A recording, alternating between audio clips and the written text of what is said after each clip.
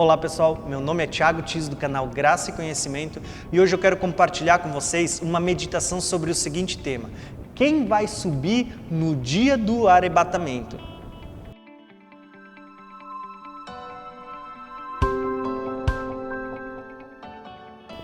Segunda Pedro, capítulo 3, do versículo 3 ao 15, onde o apóstolo Pedro está falando sobre o dia da vinda do Senhor, sobre o que acontecerá e sobre as coisas que se sucederão por ocasião da vinda de Jesus.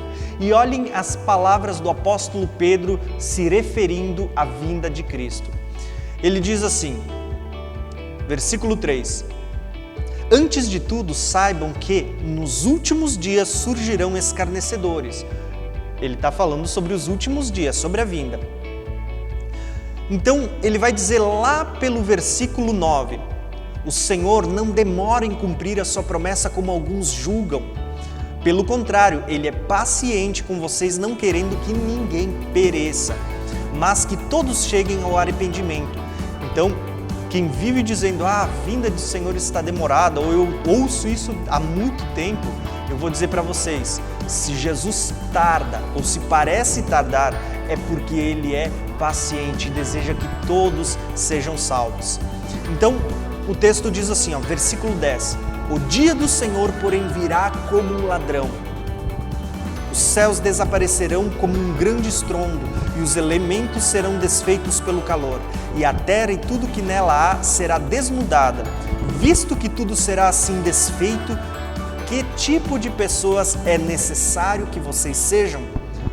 Então, uma das coisas que eu quero destacar nesse vídeo, Pedro está dizendo, sabendo que Jesus vai voltar, se você quer participar desse momento, embora ele não fale do arrebatamento em si, mas está ligado à vinda de Jesus, sabendo que Jesus vai voltar, se você quiser participar do arrebatamento, viva de maneira santa. Tá? E o texto continua dizendo assim, que tipo de pessoa é necessário que vocês sejam? Vivam de maneira santa e piedosa, esperando o dia do Senhor e apressando a sua vinda. Naquele dia, os céus serão desfeitos pelo calor, os elementos se derreterão. Todavia, de acordo com a sua promessa, esperamos novos céus e nova terra, onde habita a justiça. Portanto, amados, enquanto esperamos essas coisas, empenhem-se para serem encontrados por Ele em paz, imaculados e inculpáveis.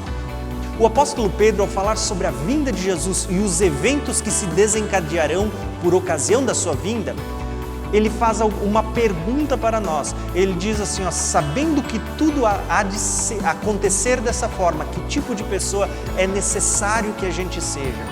Ele responde, ele diz, devemos viver de maneira santa e piedosa.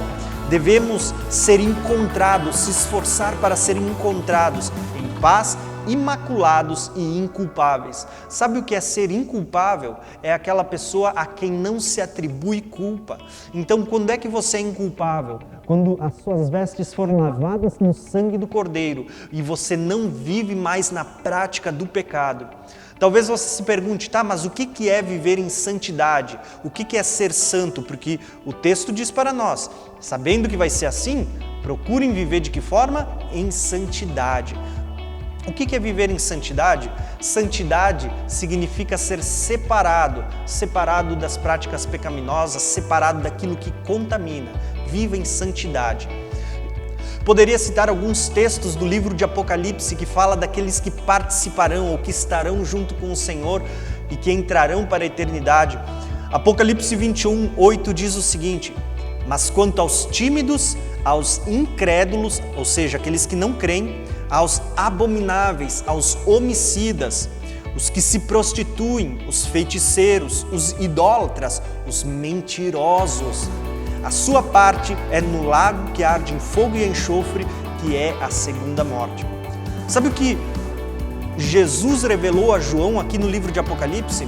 Que aqueles que andam na prática do erro, eles não herdarão os céus, não herdarão o reino de Deus. Aquele que se prostitui, às vezes a gente pensa que prostituição é só você ir lá e pagar ou você vender o corpo. Mas quando se acessa pornografia, quando se acessa todo tipo de conteúdo que não pertence a Deus, isso é prostituição. A Bíblia diz que só o fato de você cobiçar uma mulher com os seus olhos e alimentar isso no seu coração, você já cometeu adultério. Então entenda, a Bíblia está dizendo que aqueles que se prostituem não herdarão o reino de Deus. Aqueles que amam a prática da mentira, o texto está dizendo, eles vão herdar o lago de fogo e de enxofre. Então entenda, sabendo que Jesus vai voltar, se você quiser participar do arrebatamento, ande em santidade, seja separado do pecado. Não há como sair desse mundo, mas nós podemos viver separados da prática desse mundo, do sistema que jaz no maligno. Outro texto que eu poderia citar para vocês que está falando a mesma coisa, se encontra em Apocalipse 22, 14 e 15, que diz assim, felizes os que lavam as suas vestes para que tenham o direito à árvore da vida e possam entrar na cidade pelas portas. Ele diz, porque fora ficarão os cães, os que praticam a feitiçaria, os que cometem a imoralidade sexual, os assassinos, os idólatras e todos aqueles que amam a prática da mentira. Então, prestem atenção, fora ficarão os cães. Esse termo, os cães, ele era usado para falar de pessoas que alimentavam pensamentos impuros dentro da sua mente. Fora ficarão aqueles que praticam a arte da feitiçaria. Não só aqueles que praticam, mas aqueles que frequentam, que fazem uso disso. Por quê? O que é feitiçaria? Feitiçaria é tudo aquilo que envolve práticas ocultistas. Muitas pessoas gostam de práticas que parecem até simples, como se benzer, ler a mão, jogar cartas. Eu digo o seguinte, tudo isso se enquadra na prática de feitiçarias. E o texto está dizendo que ficarão fora naquele dia.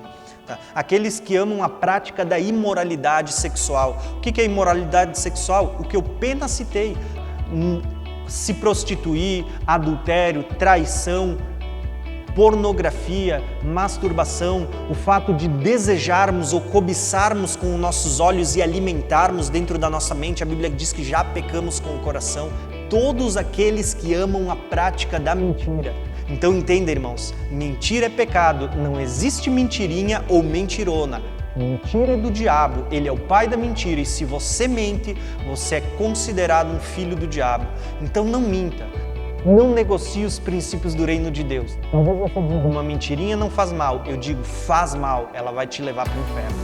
Então, aqui podemos responder a pergunta que eu fiz no início. Quem vai participar do arrebatamento?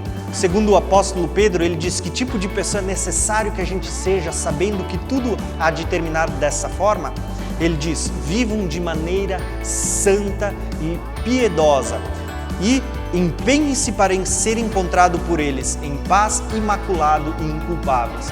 Eu digo, se você estiver dessa forma, com certeza você vai subir no dia do arrebatamento.